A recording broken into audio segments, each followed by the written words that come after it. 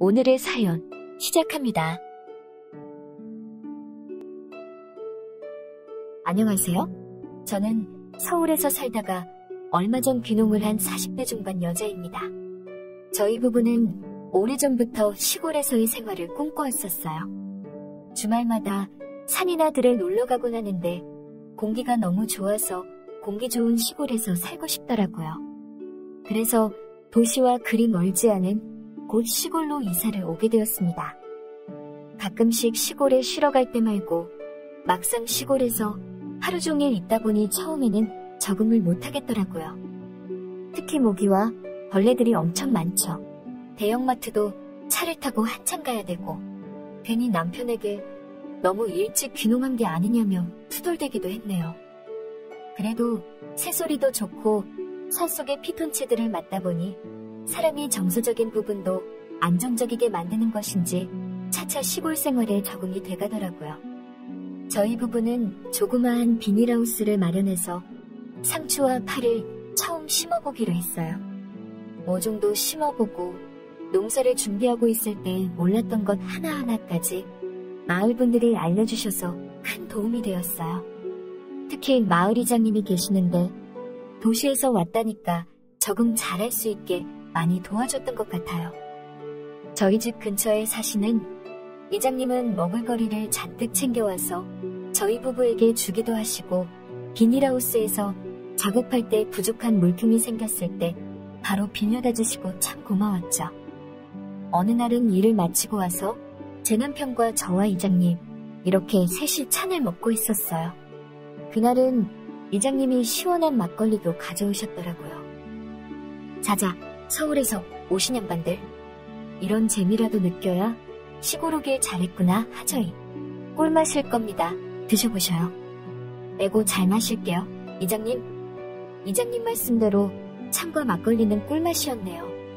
흥이 오른 이장님은 숟가락을 마이크 삼아 구수한 노래 실력을 뽐내더라고요. 어디서 준비하셨는지 라디오에 뽕짝 노래를 틀고 아주 마을 떠나가랴 큰 소리로 노래를 불렀습니다. 그러자 지나가던 동네분들이 한두 분씩 자리에 참석해서 다 같이 노래 부르고 흥겹게 노시더라고요. 정말이지 TV에 종종 나오는 시골 생활의 한 장면이었어요. 이장님은 저희보다 10살은 더 많으실 텐데 동네 할머니, 할아버지들과도 서슴없이 잘 지내시고 성격도 화통하고 재밌어서 인상이 깊었습니다.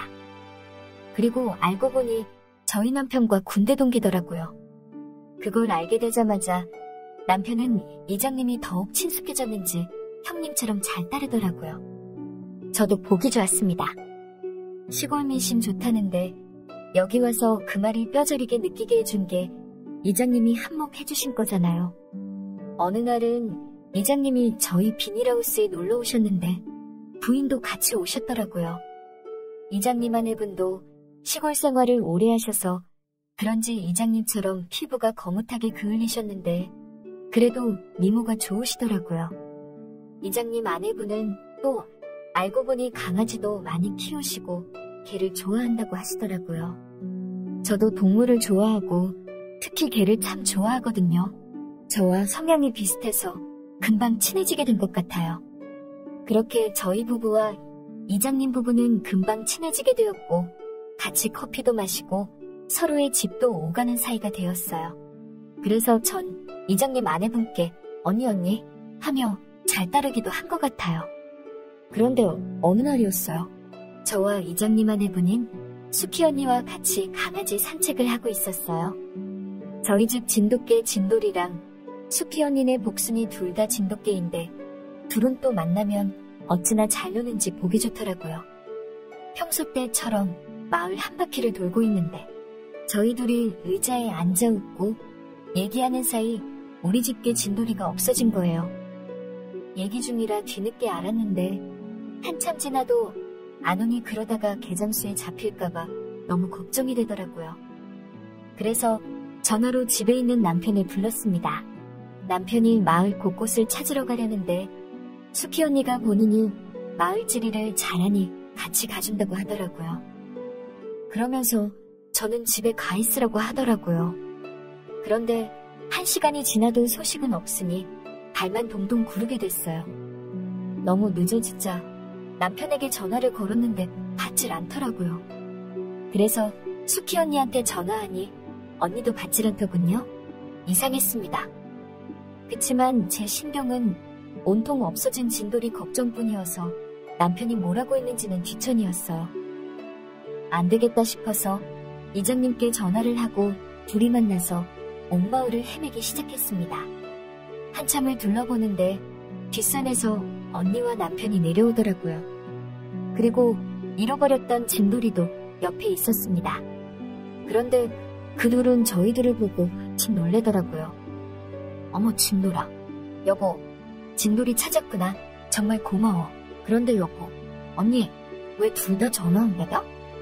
아 그게 찾으러 가다가 갑자기 복순이까지 잃어버릴 뻔했지 뭐야. 다행히 뒷산에서 진돌이를 찾아서 막 전화 주려던 참이었어. 그랬구나. 다들 고생했어요. 반가운 진돌이를 보니 기분이 어찌나 좋아지던지. 그런데 옆에 있던 이장님 표정이 좋질 않았어요.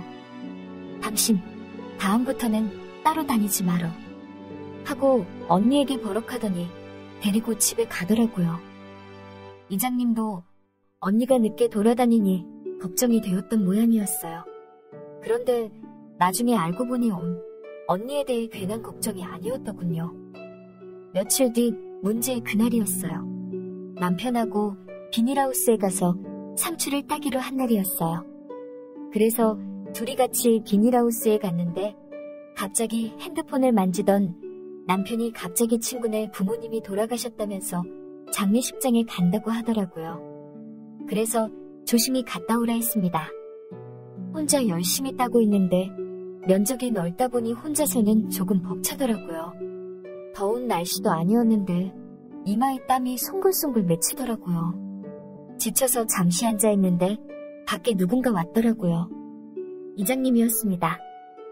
이장님은 왜 혼자 있냐며 해가 지려고 하니 빨리 따고 가라 하더라고요. 그러면서 본인이 같이 도와주더군요. 고마웠습니다.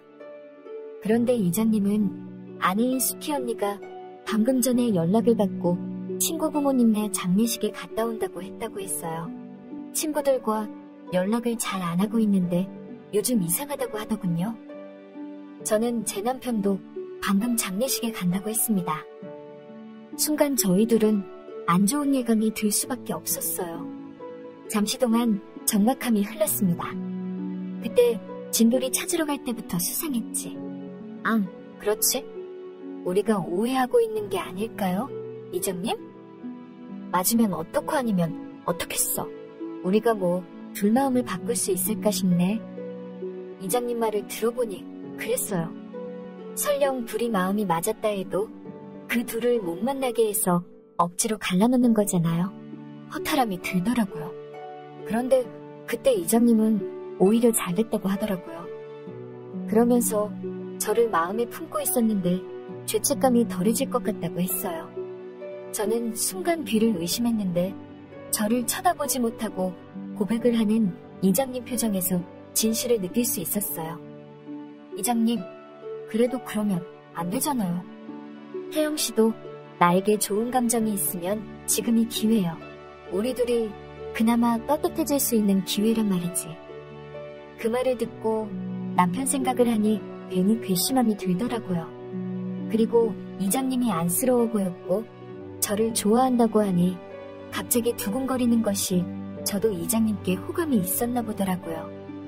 저를 쳐다보던 이장님이 가까이 다가왔고 어두워지는 비닐하우스 안에서 저희 둘은 입 사이로 가서 사랑을 나누었습니다. 얼떨결이었지만 저도 받아들인 것이었지요. 그러고 집에 갔는데 결혼을 하고 누군가를 만난 게 처음이라 자꾸 떨렸어요. 남편에 대한 복수심 때문이었는지 이장님을 정말 좋아한 건지 헷갈리더라고요. 괜히 남편 생각하니 짜증이 올라왔습니다. 하지만 이장님과 저는 확실한 증거를 잡을 때까지 조용히 기다리자고 마음먹었어요. 그리고 얼마 뒤 저는 오랜만에 친구를 만난다 하고 서울로 올라가는 척했고 이장님은 지인이 놀러왔다고 해서 술자리를 간다고 거짓말을 하고 둘이 만났어요. 그리고 몰래 그 둘을 뒤쫓아갔습니다. 그 둘은 주변 이웃들이 있는지 살핀 뒤 저희 집으로 향했습니다. 아주 만나자마자 껴안고 난리 부르시더라고요. 손이 부들부들 떨렸습니다. 그 둘은 저희 둘이 보고 있는지는 꿈에도 몰랐을 거예요.